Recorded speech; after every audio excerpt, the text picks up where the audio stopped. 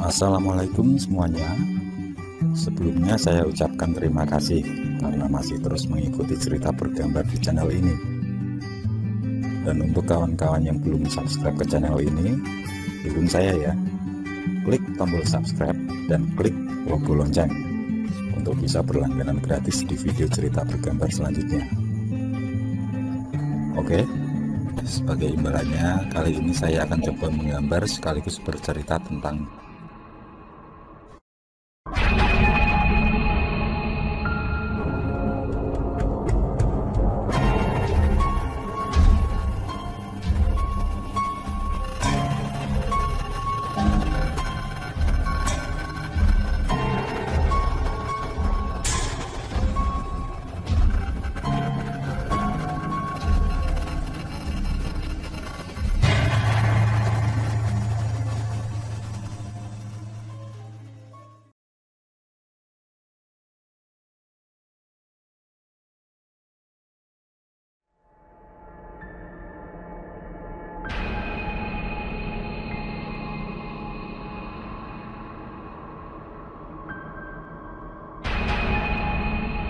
Peristiwa itu terjadi sekitar 2000-an awal. Sebuah kisah tragis yang merenggut dua nyawa sekaligus. Peristiwa yang seharusnya bisa dicegah andai siapapun yang terlibat bisa bijak menyikapi. Andai mereka bisa berpikir jernih, andai ada kejujuran di awal, andai tidak ada unsur pemaksaan kehendak, andai tidak ada setan yang ikut campur, dan andai-andai yang lain.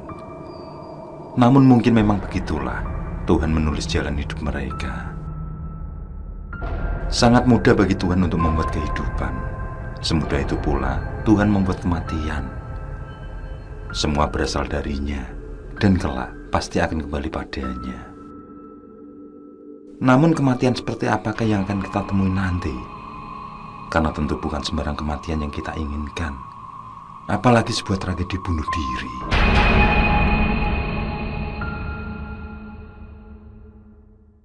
Allahu Akbar, Allahu Akbar, Allahu Akbar,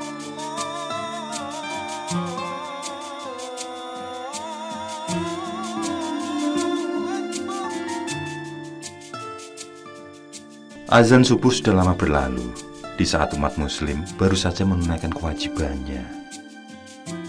Suasana yang masih hening berkabut seharusnya memberikan sebuah ketenangan. Namun tidak bagi Galuh. Gadis berusia 22-an tahun itu, matanya sembab berair. Wajahnya dirundung sebuah kesedihan, mungkin bercampur dengan kekecewaan. Galuh menyeka air matanya. Sebentar-sebentar matanya terpejam. Mungkin di hatinya tengah merasakan sebuah goresan luka. Luka yang mungkin sangat dalam baginya.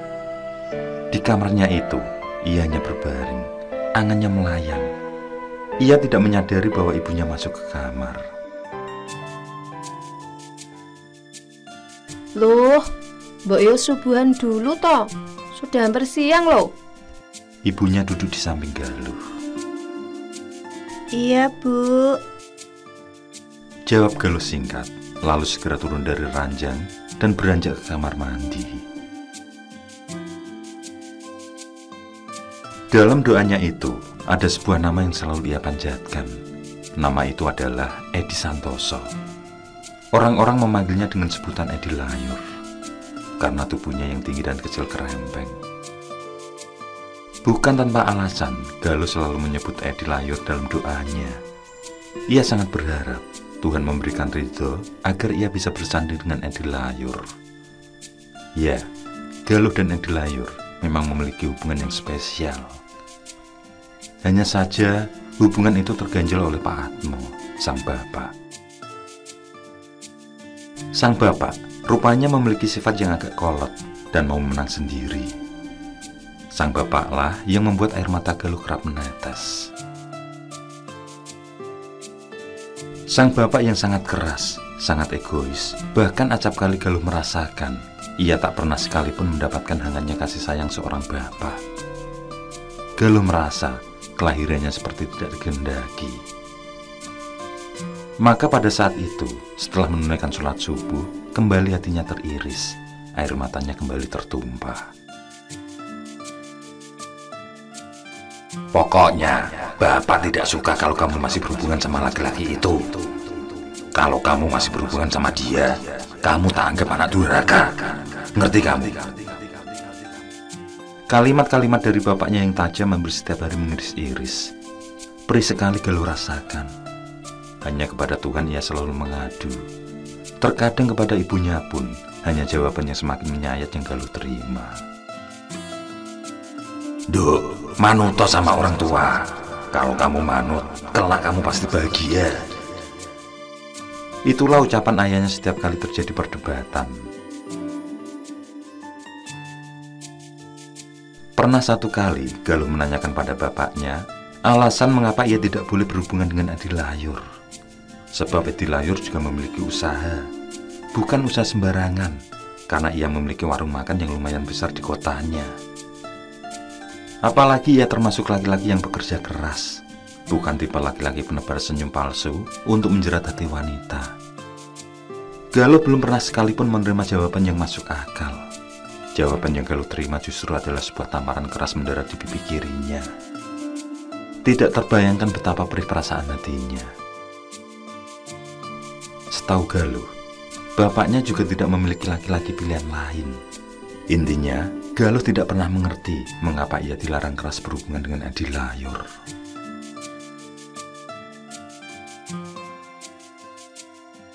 Pernah terlintas di benak Galuh, buat apa ia hidup kalau hanya terkekang seperti ayam dalam kandang? Ia memiliki hak untuk berteman, ia memiliki hak untuk bergaul. Galuh merasa, ia memiliki hak untuk mencinta dan dicinta. Kalau semua itu tak ia dapatkan, buat apa lagi ia hidup? Hampir saja akal sehatnya hilang.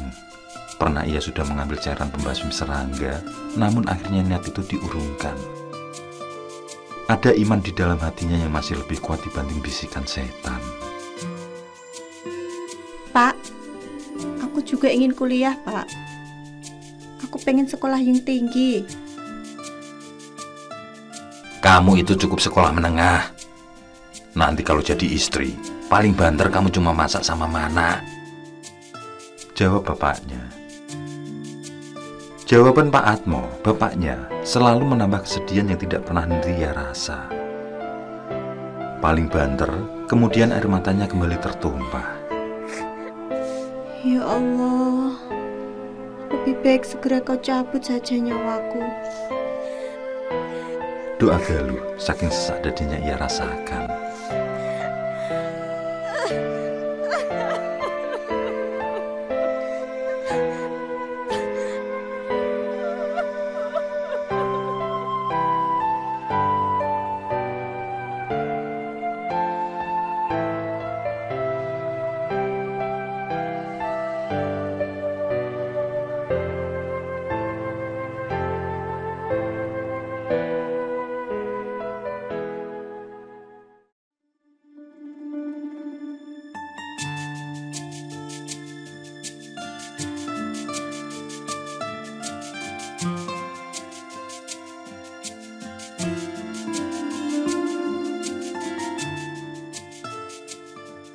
Sekitar 20 km dari rumah Pak Atmo, tinggal Edi Layur bersama mamanya.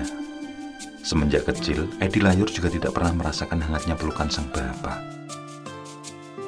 Bukan karena sang bapak galak dan kolot seperti Pak Atmo, namun karena sebuah penyakit parah, bapaknya terlebih dulu meninggalkan keluarganya untuk selama-lamanya. Sama halnya dengan Galuh, Edi Layur juga sangat merindukan sebuah kasih sayang seorang bapak. Mereka terlahir dengan sama-sama memiliki kerinduan yang mendalam akan sosok seorang ayah. Perbedaannya adalah Edi Layur tidak akan lagi memiliki kesempatan itu. Sedangkan Galuh masih memiliki bapak yang mungkin akan berubah sikap, lebih sayang padanya. Maka dari itu, Edi Layur sangat menyayangi Galuh. Ia tahu betapa merindunya kasih sayang seorang bapak. Maka lewat dirinya lah Galuh merasa mendapatkan sosok yang bisa memberikan cinta kasih. Begitupun Edi, ia juga selalu mendapatkan perhatian dari Galuh. Sebuah hal yang sebenarnya saling melengkapi, saling mengisi. Edi Layor pun seringkali memendam sendiri rasa sakit di hatinya. Ia tidak pernah sekalipun bercerita pada mamanya. Ia sangat takut andai mamanya ikut memikirkan nasibnya. Ia tidak mau mamanya memiliki beban pikiran karena dirinya. Ia tidak mau mamanya sakit. Ia tidak mau kehilangan mamanya. Ia tidak mau kehilangan satu-satunya orang yang menyayanginya tanpa pamrih secuil pun. Edi Layor lebih memilih memendam masalahnya. Meski pada akhirnya tubuhnya semakin kurus kering termakan beban pikiran.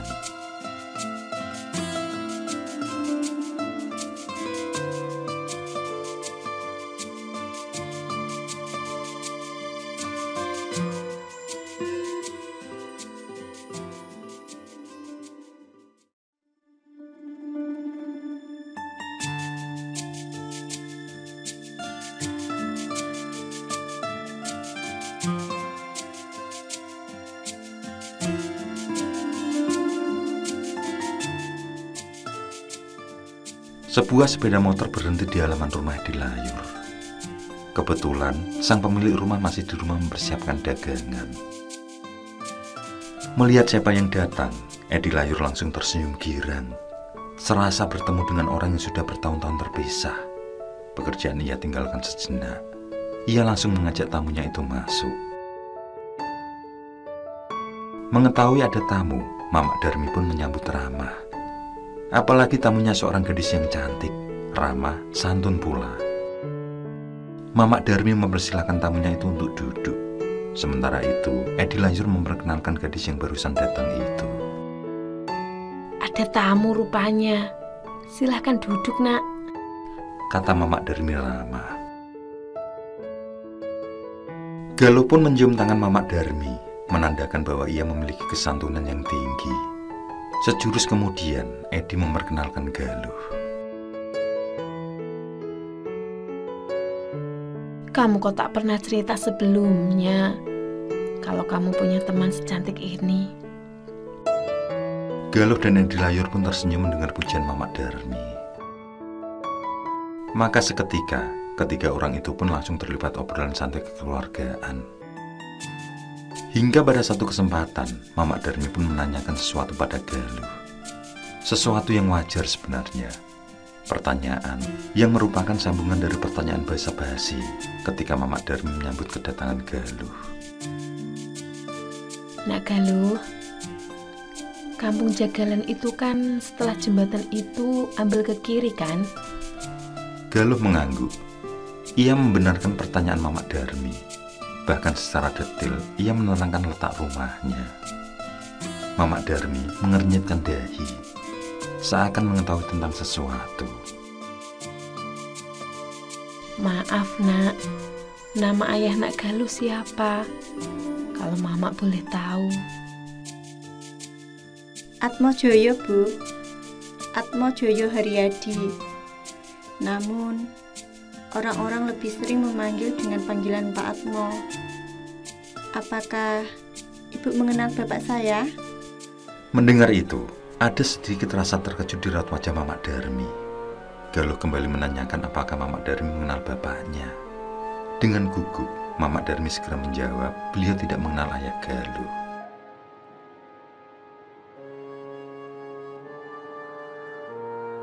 Mas, mungkin Bapak masih ragu akan kesungguhanmu, Mas. Coba kalau kamu sama Mamak datang ke rumah untuk nembung aku bahwa Mas benar-benar serius, mungkin akan lain ceritanya. Jujur saja, Mas, aku hampir tidak sanggup menjalani ini. Aku hanya ingin hidup bahagia dengan pilihanku, Mas. Edi Layor mengangguk-angguk. Ia membenarkan perkataan Galuh. Mungkin Pak Atmo belum merasa bahwa ia serius dengan Galuh. Dan untuk membuktikan keseriusannya itu, ia dan mamanya akan sowan ke sana. Baiklah loh, kamu benar. Mungkin kalau aku dan Mamak sowan ke rumah, Bapak akan legowo menerima aku. Nanti ku bicarakan dulu dengan Mama. Maka mendengar itu, legalah hati Galuh. Harapan untuk bisa merajut kebahagiaan dengan pujaan hati pun kembali melambung tinggi. Ia merasa bapaknya hanya menguji keseriusan Edi Layur. Kalau nanti Edi Layur sudah nembung, maka bapaknya akan legowo. Senyum itu pun mengembang di bibir keduanya. Inilah harapan itu, harapan akan sebuah kebahagiaan.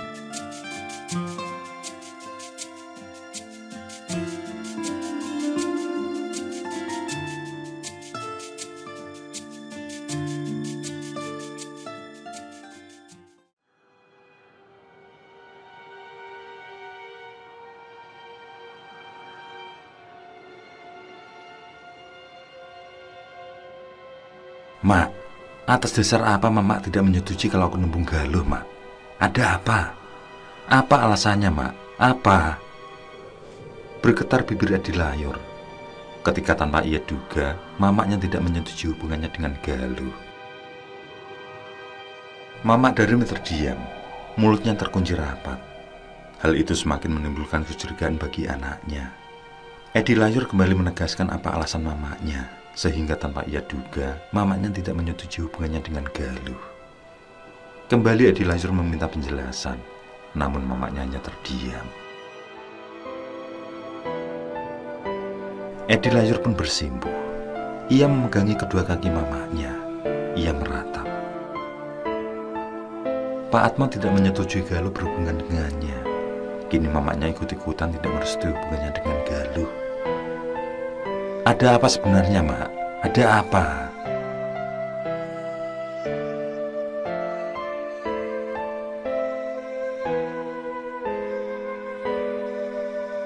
Malam itu, Edi Layur menangis. Bukan menangis dengan air mata yang mengalir seperti tangis Galuh. Hati Edi Layurlah yang menangis. Sampai ia dewasa saat ini, tidak pernah sekalipun ia kenal bapaknya. Hal itu sudah merupakan satu kesedihan di hatinya. Kini, mamaknya yang ia anggap sebagai orang paling bijaksana di dunia, tanpa memberi satu penjelasan pun tiba-tiba tidak merestui hubungannya dengan Galuh. Apalagi mamaknya belum mengenal keluarga Galuh. Lantas mengapa mamaknya bersikap sedemikian rupa? Di sisi lain, Galuh hanya merebahkan diri seharian di dalam kamar. Ia tidak sabar menanti berita dari Edi Layur. Kapan akan secara resmi nembung, dan kalau perlu, dirembuk sekalian kapan tanggal yang baik untuk sesandingan. Terbayang bagaimana indahnya dekorasi temanten saat dirinya berada di pelaminan nanti. Semua mata tertuju padanya, tertuju pada suaminya, Edi Layur. Betapa bahagianya ia, betapa ingin sekali bahagia itu benar-benar terwujud.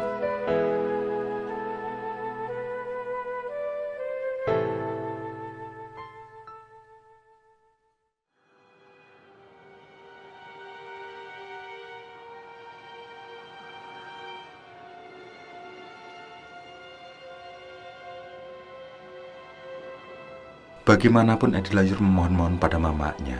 Bahkan ia sampai bersujud di kaki mamaknya. Mamak Darmi bergeming. Sekali tidak tetap tidak. Pilih Galuh, maka mama akan pergi dari rumah.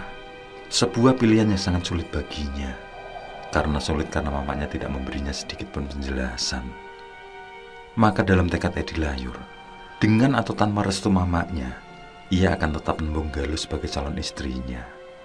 Maka bersama paman dan saudara-saudara sepupunya, ia pun nekat sowan ke rumah Pak Atmo. Galuh yang mengetahui bahwa Mamak Darmi juga tidak menyetujui hubungannya dengan Edi Layur, tiba-tiba dalam hatinya muncul dendam yang luar biasa. Entah kepada siapa dendam itu ia tujukan, namun bibit dendam itu terasa tumbuh dengan subur. Ia masih bisa berharap kejutan yang akan ia berikan pada bapaknya akan membuat hati bapaknya luluh dan akan merestui hubungannya dengan Edi Layur. Maka doa yang tiada henti pun selalu terucap dalam hati Galuh.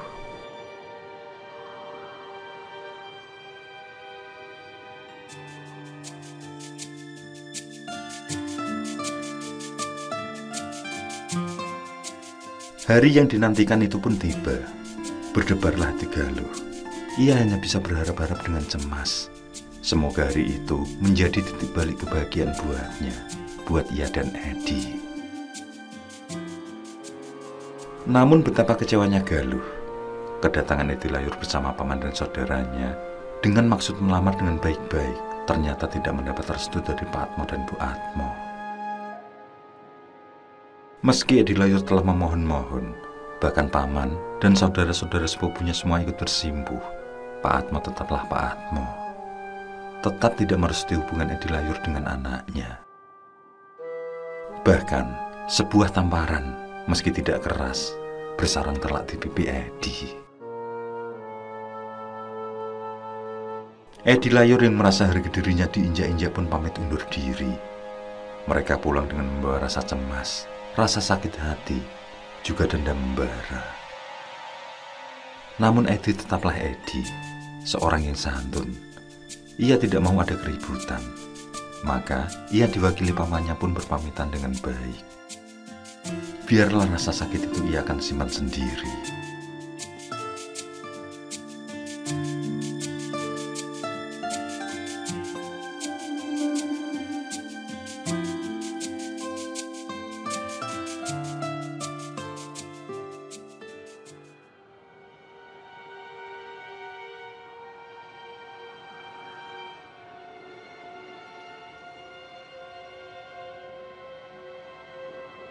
Detik demi detik berlalu dengan sangat lambat. Edi Layur merenungi nasibnya yang kurang beruntung dalam hal asmaranya. Apa salahnya? Apa kekurangannya sampai-sampai ia ditamar sedemikian rupa? Tanpa terasa, air mata Edi Layur menetes. Edi Layur segera menyeka air matanya ketika ia mendengar sebuah sepeda motor berhenti di halaman rumah. Rupanya Galuh yang datang. Edi Layur segera menemuinya. Di sana ada pula Mamak Darmi. Begitu masuk, Galuh langsung bersimpuh di kaki Mamak Darmi, menangis meratap, memohon restu dari sang ibu. Namun Mamak Darmi tidak berkata sepatah kata pun. Beliau hanya diam. Edi Layur ikut memohon, menghibah seperti anak kecil minta permen dari ibunya. Mamak Darmi justru memilih meninggalkan mereka.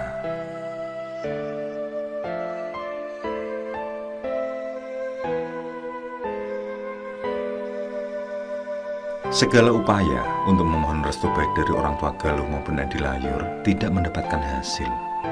Galuh pun dengan terang-terangan mengajak Edi Layur untuk pergi. Yang penting mereka bisa hidup bersama. Namun pikiran Galuh itu Edi tolak mentah-mentah. Ia memiliki pemikiran lain. Loh, kalau kita pergi, kita tetap tidak akan bahagia. Bagaimanapun aku tidak bisa menjalani sesuatu tanpa restu mamaku. Kalau kita pergi, mereka akan mencari. Aku tidak akan bisa hidup tenang dalam pelarian. Galuh, kalau aku tidak bisa bersanding denganmu, aku lebih baik mati. Bagi mendengar petir di siang terik, Galuh nanar melihat kesungguhan Edi Layur. Ia berkali-kali meyakinkan apakah ucapan kekasihnya itu sungguh-sungguh ataukah hanya emosi sesaat. Namun hati Edi Layur terlanjur sakit. Ia benar-benar akan memilih mati. Dan pemikiran Edi Layur itu disambut baik oleh Galuh. Mas, aku pun begitu. Daripada aku tak bisa memilikimu, aku juga lebih baik mati. Aku sangat ingin mati di tanganmu, Mas. Asalkan setelah itu kamu juga menyusul kematianku. Biar orang tua kita sama-sama kehilangan. Biar mereka juga merasakan. Pada awalnya, Edi Layur tidak menyetujui pemikiran Galuh. Ia berharap Galuh harus melanjutkan hidupnya. Edi Layur mengatakan kalau Galuh harus hidup bahagia, meskipun itu tidak bersamanya. Namun Galuh juga memiliki sebuah dendam yang kuat. Buat apa ia bahagia kalau tidak bisa bersama Edi? Mati bersama adalah pilihan yang tidak bisa ditawar lagi. Dan setan iblis pun mulai bekerja lebih keras agar rencana itu segera mereka wujudkan. Maka Galuh dan Edi Layur pun bersepakat untuk mengakhiri hidup di sebuah hutan kecil yang tidak jauh dari rumah Galuh. Hutan yang memang pada dasarnya sudah terkenal angker, sehingga sangat jarang penduduk yang berani lewat di sana. Di tempat itulah mereka bersepakat akan mengakhiri hidup. Sore di rimbun pepohonan hutan dan semak belukar itu pun menjadi saksi detik-detik terakhir sebelum nafas keduanya terhenti. Tidak ada rasa takut sekalipun pada Galuh maupun Edi. Pikiran mereka sudah teracuni bisikan iblis yang manis bagai madu. Setelah memastikan Galuh siap, Edi Layur pun beberapa kali mengiriskan pisau tajam itu ke leher Galuh. Segera pula leher itu menganga dan darah segar menyembur deras. Galuh mengecat-ecat sebentar, lalu terdiam untuk selamanya. Edi Layur menyaksikan semua itu. Hal yang sama akan segera ia lakukan. Tanpa banyak kata, pisau yang masih berlumuran darah itu segera meminta nyawa. Kali ini, darah Edi Layur sendiri yang mengalir keluar, dan dua jasad berlumuran darah itu terdiam di sana.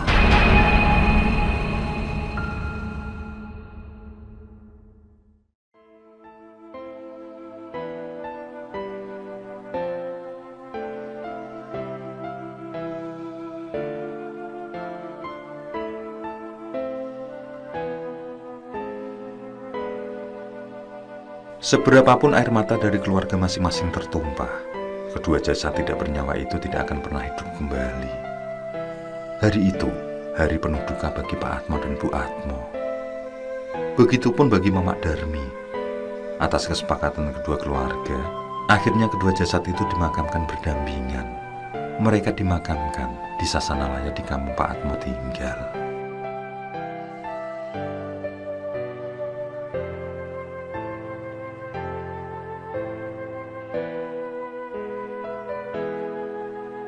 Pihak kepolisian telah mengidentifikasi tidak ada yang bisa dijadikan tersangka atas kematian keduanya. Maka, kasus pun ditutup sebagai murni bunuh diri. Prosesi pemakaman itu sekaligus menjadi awal sebuah kisah mengerikan di kampung itu. Kedua jasad itu tetap mengeluarkan darah meski luka telah dijahit rapat. Kain kafan telah dirangkap, namun pada akhirnya darah tetap merembes membasahi kain kafan itu. Dan bagi orang-orang yang berada di dalam liang, mereka melihat sendiri bagaimana tiba-tiba kapas yang menutupi kedua bola mata dua jasad itu terbang tertiup angin. Lalu kedua bola mata itu terbelalak mengerikan.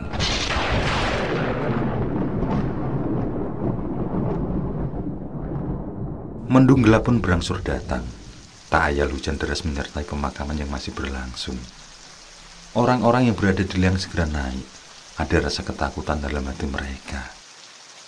Kematian tidak wajar itu pasti akan membawa sesuatu yang tidak baik. Hal mengerikan akan terjadi.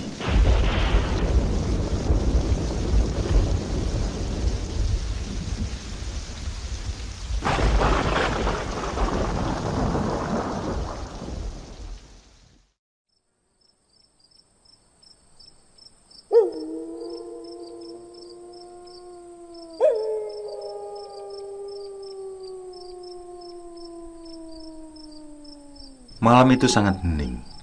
Angin pun terasa enggan untuk bertiup. Terlihat sebuah rumah yang letaknya paling dekat dengan makam. Keadaan penerangan yang tidak sangat terang menjadikan rumah itu seakan tidak ada bedanya dengan makam. Rumah itu adalah milik keluarga Pak Jalil dan istrinya. Keluarga di dalamnya telah tertidur pulas.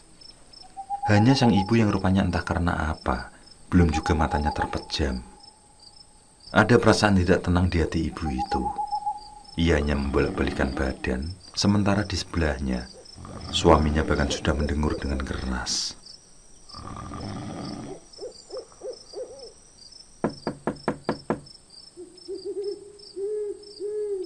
Si ibu tiba-tiba mendengar suara pintu diketuk.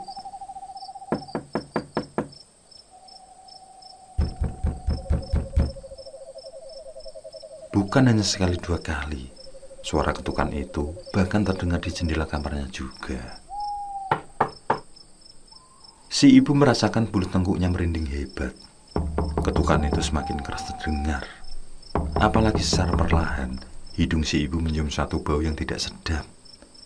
Perut si ibu tiba-tiba memberontak. Bau itu, bau yang sangat anyir. Dengan segera ia bangunkan suaminya, menggoyang-goyangkan tubuh suaminya agar segera bangun. Suaminya yang awalnya pulas itu pun terpaksa membuka mata. Ada yang mengetuk rumah kita, Pak nih. Si suami tiba-tiba terperanjat karena ia pun mendengar suara yang dimaksud istrinya itu. Si suami pun turun dari ranjang. Tanpa rasa takut sedikit pun, ia melangkah ke arah suara. Ketukan itu masih terdengar saat si suami membuka pintu. Paling-paling tetangga, pikirnya. Namun setelah pintu terbuka, ternyata di luar sana tidak nampak seorang pun. Anehnya, si suami bahkan mendengar ketukan itu dari pintu belakang. Ia pun menutup pintu depan dan segera menuju pintu belakang. Agak gusar juga rasanya. Akan tetapi, baru beberapa langkah saja si suami berjalan, tiba-tiba terdengar jerit sang istri. Si suami pun mengurungkan niatnya. Saat itu juga, ia berlari menuju kamar. Di sana, ia dapati istrinya tengah menangis ketakutan. Sang suami pun menanyakan apa yang terjadi. Si istri yang masih sesenggukan hanya menuding ke arah jendela kamar. Si suami yang tahu maksud istrinya itu segera menengok ke jendela. Tertegunlah ia, karena dalam keremangan itu, di luar sana tertangkaplah sebuah bayangan dua orang. Meski si suami tidak jelas benar melihat wujud mereka, namun dalam hati mengatakan bahwa yang ia lihat adalah dua sosok pocong. Si suami masih mencoba meyakinkan apa yang ia lihat, apalagi kedua pocong itu sudah tidak tampak lagi. Pandangan sang suami masih mencari-cari kedua sosok yang diduga seperti pocong itu, ketika tiba-tiba dari jarak yang sangat dekat dan hanya bersekat kaca, muncullah sosok penampakan sebuah kepala pocong dengan wajah penuh darah. Si suami yang tersentak karena kaget, pada saat itu juga penyakit jantungnya kambuh. Si istri semakin panik, namun si suami rupanya masih kuat untuk bertahan.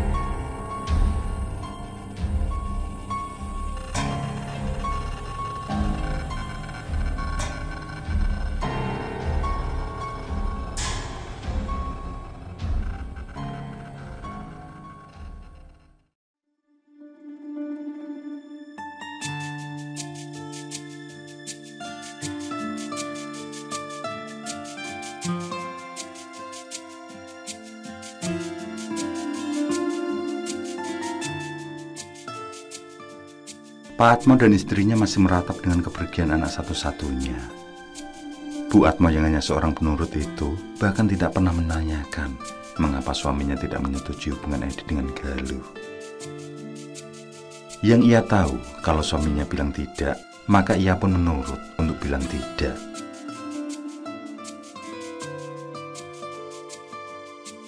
Bu Atmo tengah termenung di ruang tengah sembari menyaksikan acara televisi. Ia coba hibur diri dengan menyaksikan acara sinetron atau drama. Sampai pukul 11 malam, mata Bu Atmo masih sangat sulit untuk terpejam. Masih teringat bagaimana ia melihat jasad anaknya yang terbujur kaku. Kesedihan kembali hinggap. Terbayang masa kecil Galuh dalam gendongan dulu. Pada saat itulah, televisi di depan Bu Atmo tiba-tiba mati. Dan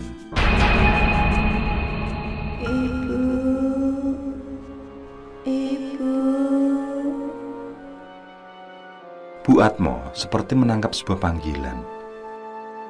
Bu Atmo mendengarkan dengan lebih seksama. Namun suara itu hanya terdengar sekali. Meski begitu, ia sangat hafal bahwa suara itu adalah suara Galuh. Hati Bu Atmo pun berdesir. Ia melihat sekeliling. Ia sangat yakin mendengar suara Galuh. Suara itu kembali terdengar. Kali ini, suara itu berada persis di belakangnya. Bu Atmo menoleh. Lutut Bu Atmo seketika lemas. Di belakang Bu Atmo ternyata telah berdiri dua sosok pocong yang sama-sama berlumuran darah. Pocong itu melompat hendak mendekat ke arah Bu Atmo. Namun Bu Atmo keburu pingsan tidak sadarkan diri. Pak Atmo yang juga sedang termenung di dalam kamar tersentak mendengar suara benda jatuh. Buru-buru ia keluar dari kamarnya. Pak Atmo sangat terkejut saat di ruang tengah mendapati istrinya tergeletak tidak sadarkan diri. Ia berusaha membangunkan istrinya, namun karena tidak kunjung sadar, maka Pak Atmo pun membopong istrinya ke kamar. Namun baru juga sampai di depan pintu, Pak Atmo melihat sosok pocong telah terbaring di ranjang. Pocong yang wajah dan sebagian kafannya basah oleh darah.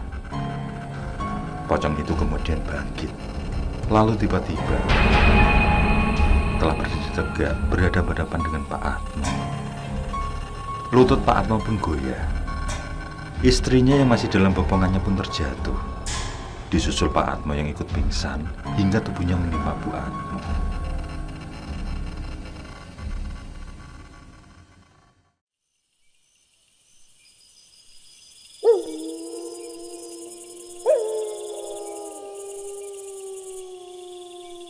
Malam semakin hening, jangkrik mengerik bersaut-sautan. Cuaca yang semakin dingin membuat beberapa pengojek enggan meneruskan pekerjaannya. Sebagian memilih pulang karena sepi, namun ada juga beberapa yang masih bertahan. Salah seorang tukik yang memilih pulang itu bernama Supri. Ia mengeluh karena hari itu tidak banyak tarikan penumpang. Kondisi badannya sedikit demam juga membuatnya tidak betah karena angin malam. Ia pun pulang, menyusuri jalan desa yang sepi. Ia teringat kejadian beberapa hari yang lalu. Peristiwa bunuh diri yang merenggut 2 nyawa. Gara-gara peristiwa itu sekarang pada takut keluar malam. Imbasnya ngojek jadi sepi.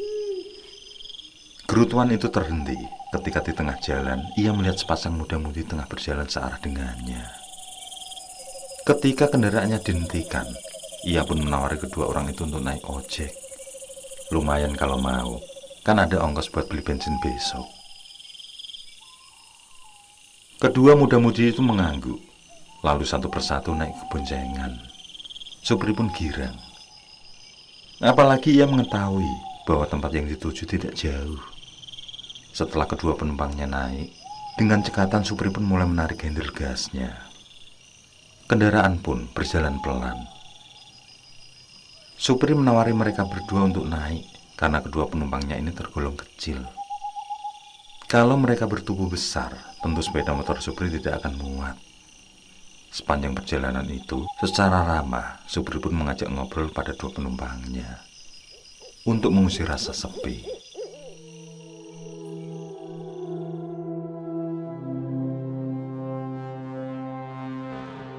Supri merasa jalan yang ia lalui sudah benar.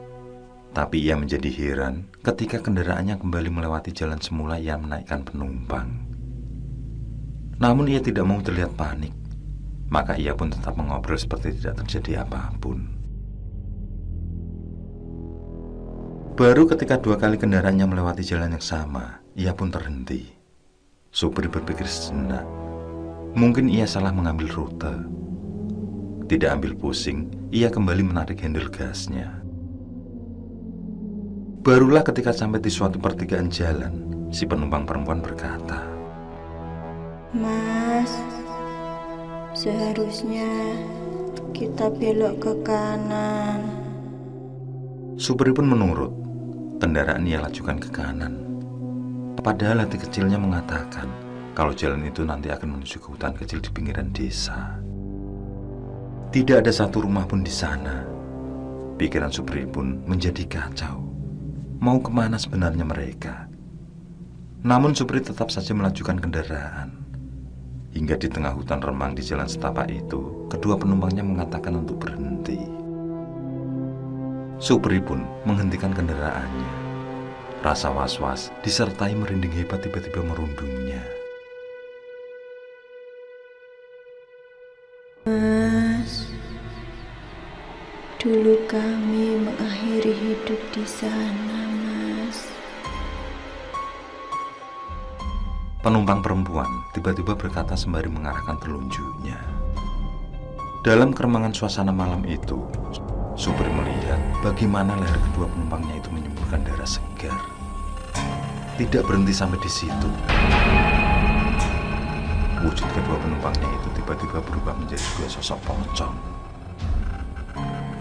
Supri tidak kuasa menahan ngeri melihat dua sosok pocong itu. Dengan penuh ketakutan, ia pun meloncat naik ke sepeda motornya. Handle gas yang semula ia tarik pelan, kali ini ia tarik sekencang-kencangnya.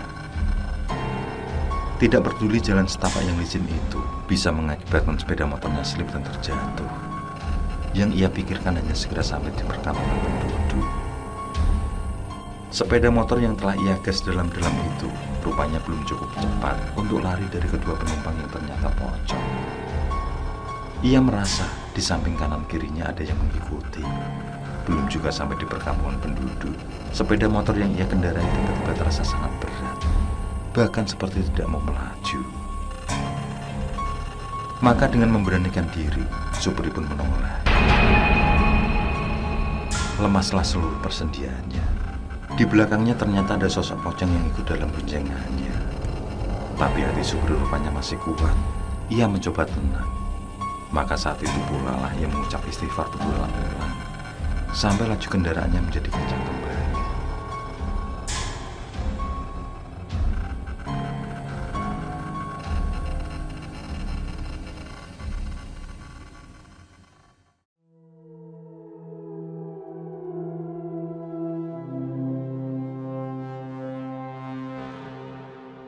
Berita tentang munculnya dua sosok pocong itu pun segera tersebar luas. Bahkan Pak Atmo sendiri mengakui ketika ada warga yang nekat menanyakan kebenaran kabar itu. Akibatnya, saat menjelang malam keadaan pun menjadi lebih mencekam. Bahkan selepas waktu maghrib, kini tidak ada yang berani sekedar keluar rumah. Kemunculan dua pocong itu justru semakin menjadi-jadi. Kembali, rumah Pak Atmo disantoroni. Kemunculannya pun secara tiba-tiba, tidak lagi ditandai oleh bau anyir dan sebagainya. Bu Atmo lah yang paling takut. Ketika itu, ia sedang menunggu suaminya pulang dari luar kota. Keadaan rumah jelas sepi, karena ia tidak ada teman atau seorang saudara pun yang menemani di rumah. Saat dalam kesendirian itulah, tiba-tiba listrik di rumahnya padam. Bu Atmo pun gelagapan. Dalam suasana gelap itu, samar-samar terlihatlah dua sosok pocong duduk di kursi ruang tengah.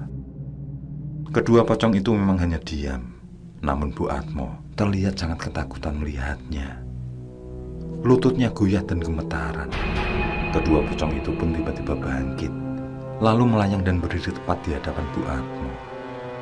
Suasana yang gelap semakin bertambah gelap, karena pada saat itulah Bu Atmo tumbang tidak sadarkan diri.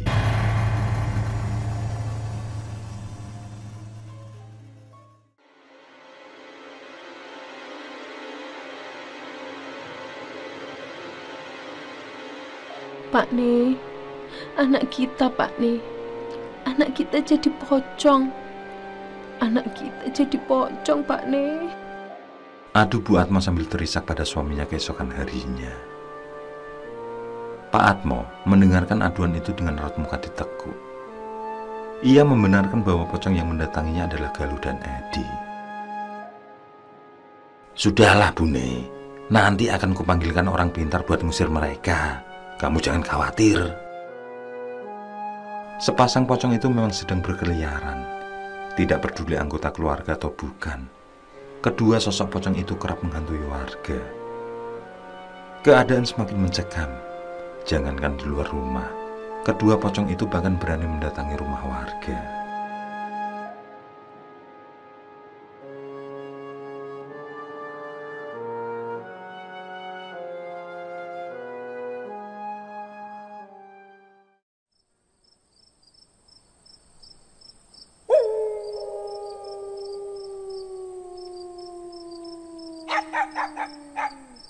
Pak, anak kita demam ini Pak.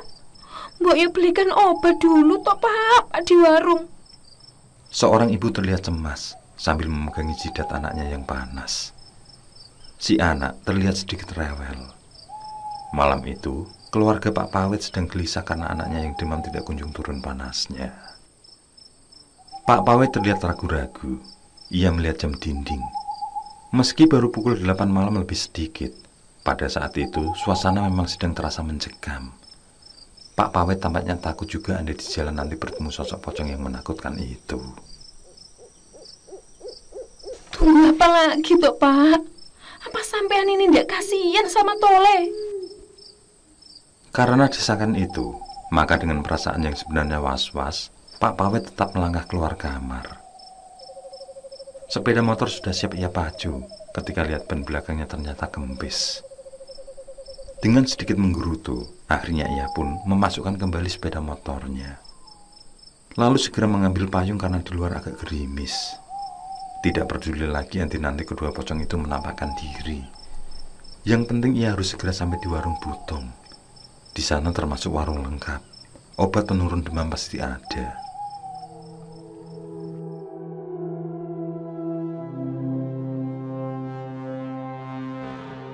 Sepeninggal Pak Pawet, perasaan Bu Pawet justru semakin tidak karuan.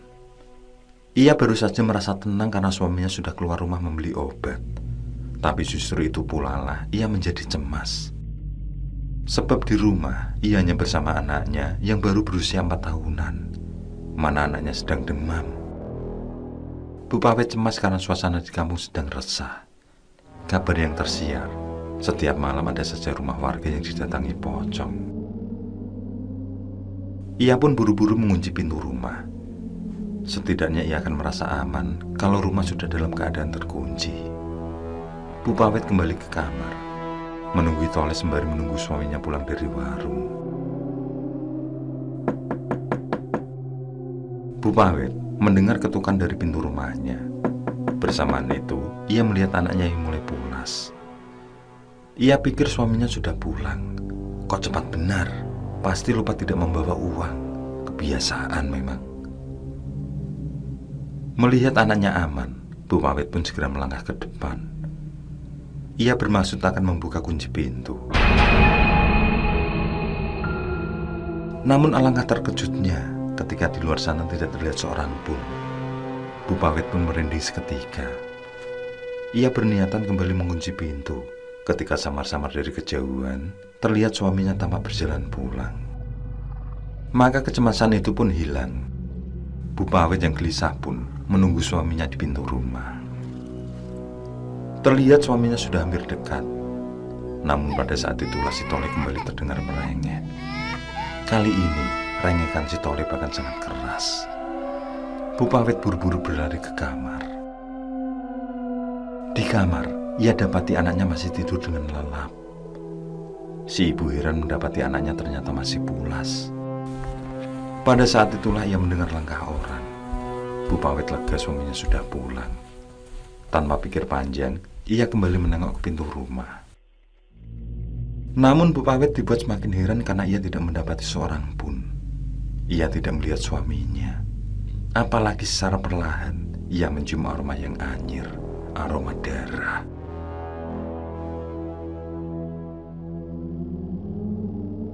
Kembali, Bu Pawet buru-buru menutup pintu. Ia lalu bergegas menuju kamar. Di dalam kamar itulah, ia melihat pemandangan sangat mengerikan. Terlihat olehnya dua sosok pocong sedang berdiri. Wajah kedua sosok pocong itu tampak merah kehitaman karena darah yang mengering. Bau anyir seketika menusuk hidung. Melihat kedua pocong itu bergerak-gerak dan melayang seperti tidak mendekat, Bu Pawet pun pingsan. Meski terkejut, Pak Pawet yang mendapati istrinya tergeletak pun segera bertindak. Ia pompong istrinya ke kasur. Ia olesi minyak kayu putih agar segera sadar. Berharap setelah itu istrinya bisa bercerita apa yang telah terjadi.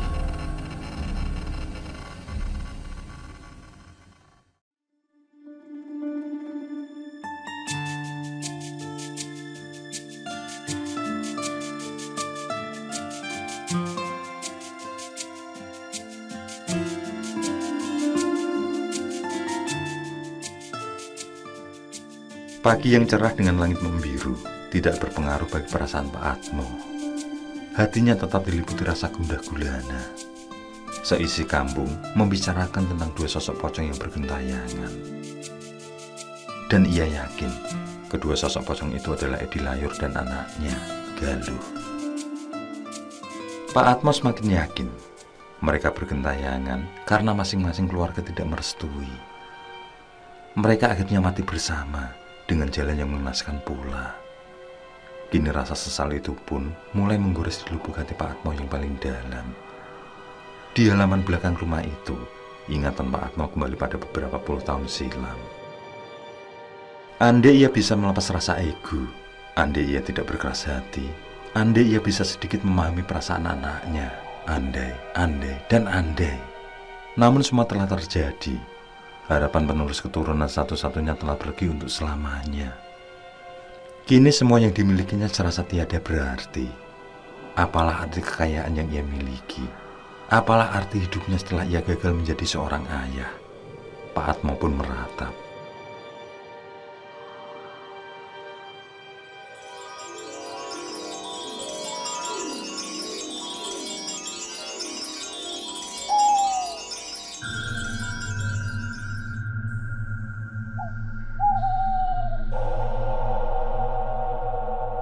Atmo, maafkan Darmi, Mas. Bukan maksud Darmi berpaling dari Mas Atmo. Namun memang cinta tidak bisa dipaksakan, Mas. Sekali lagi, maafkan Darmi, Mas. Kalau memang pada akhirnya aku lebih memilih Mas Karsono. Sebuah ingatan yang tidak akan terlupakan Pak Atmo hingga sampai mati sekalipun. Sebuah kenangan pahit yang tak bertepi, sebuah luka di hati yang sangat mendalam. Karsono bukan saja sahabat baginya, tapi Karsono sudah Pak Atmo anggap sebagai saudara sendiri. Pada akhirnya, cintanya justru berpaling pada orang yang paling dekat dengannya.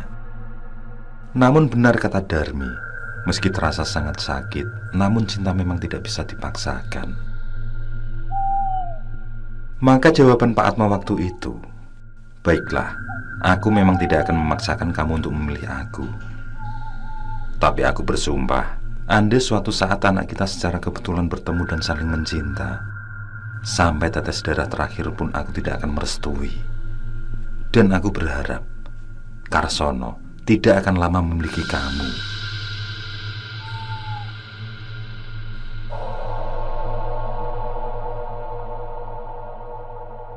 Sumpah itu benar-benar terjadi.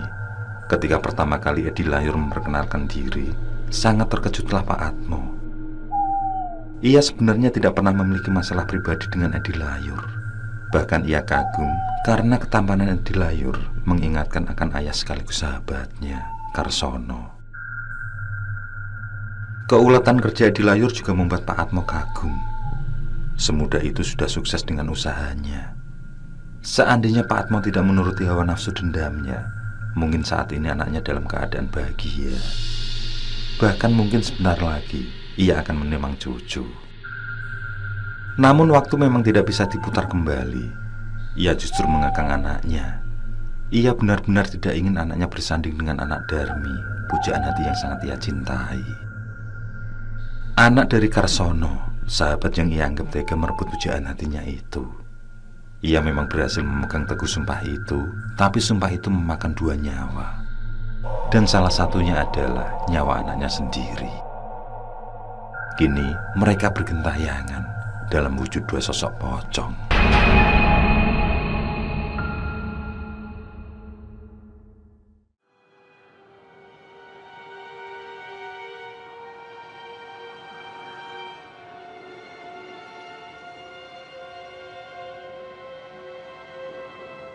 Pak Atmo pun pada akhirnya menceritakan pada istrinya alasan mengapa ia tidak merestui Galuh untuk bersanding dengan Edi Layur. Bahwa semua adalah karena egonya, semua karena salahnya. Dan untuk menebus semua itu, mereka akan nyekar bersama-sama, mendoakan sekaligus merestui hubungan mereka. Terdengar tidak masuk akal, karena Galuh dan Edi Layur telah terlanjur berpulang. Tapi setidaknya itulah ungkapan penyesalan Pak Atmo. Bagaimanapun, keluarga berharap mereka tidak lagi bergentayangan. Bu Atmo yang sangat patuh pada suaminya itu pun bisa memahami. Yang lalu biarlah berlalu, masa lalu tidak perlu disesali. Yang penting adalah makna tergali, ada hikmah yang bisa diterima sebagai landasan untuk lebih baik di masa depan. Galuh sudah tiada, Pak Ne.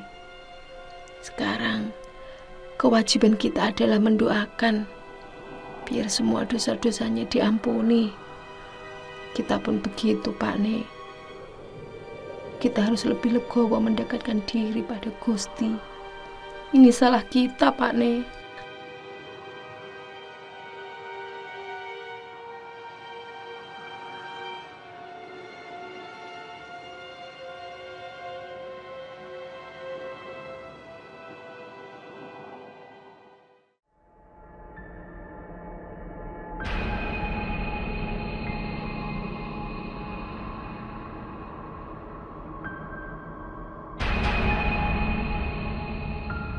Malam itu, Mamak Darmi didampingi beberapa kerabatnya diundang untuk berkumpul di rumah Pak Atmo.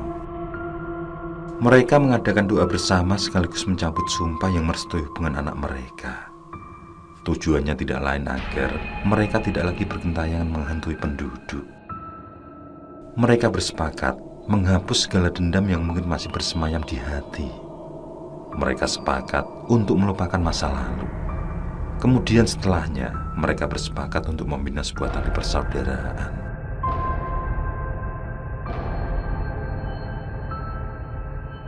Malam semakin larut. Setelah doa bersama itu dilaksanakan, semua terlihat lega. Apa yang selama ini terpendam akhirnya dituntaskan. Dalam pada itu, Bu Atmo yang sudah terlelap kemudian bermimpi dalam tidurnya. Terlihatlah Galuh dan Edi Layur bergandengan tangan. Keduanya tersenyum, lalu melambaikan tangan pada Bu Atmo. Bu Atmo yang melihat anaknya tersenyum seketika itu pun terharu. Segala macam perasaan bercampur menjadi satu. Kerinduan yang sangat kuat terasa menggelayut begitu saja. Ingin rasanya Bu Atmo memeluk Galuh, menciumi keningnya, mendekapnya dan tidak ingin melepaskannya. Air mata Bu Atmo pun mengalir tidak terbendung. Bu Atmo seakan hendak berlari. Ia masih tidak percaya kalau Galuh telah tiada. Ia sangat berharap semuanya adalah sebuah mimpi, sebuah dongeng yang tidak pernah terjadi. Ketika Bu Atmo sudah semakin dekat, Galuh dan Edi Layur pun secara perlahan menghilang. Sirna di pandangan Bu Atmo. Galuh, Galuh anakku, pulanglah, Nduk, pulang. Ibu sangat merindukanmu, Nduk. Nduk, anakku, pulang, Nduk. Namun saat itu juga Bu Atmo terbangun, menyadari sebuah kenyataan bahwa ia memang telah kehilangan anaknya. Barusan ia hanya bermimpi telah bertemu dengan anaknya. Secara sadar, Bu Atmo pun meratap bahwa anaknya memang tidak akan pernah kembali. Anaknya, Galuh, telah pergi untuk selama-lamanya. Seberapapun tangis Bu Atmo tertumpah, tidak akan bisa mengembalikan Galuh. Tangis itu kembali tertumpah, dan rupanya pada saat yang bersamaan, Pak Atmo pun sedang menangis. Kali ini tangis murni seorang bapak yang kehilangan anaknya. Di lain tempat, begitupun Mamak Darmi. Ia juga sedang merasakan sebuah kehilangan. Sang anak satu-satunya itu kini tidak akan pernah lagi ia temui. Tidak ada lagi yang memanggilnya Mama. Tidak ada lagi senyum canda tawa dari anaknya. Maafkan kami, Nak. Maafkan ego orang tuamu.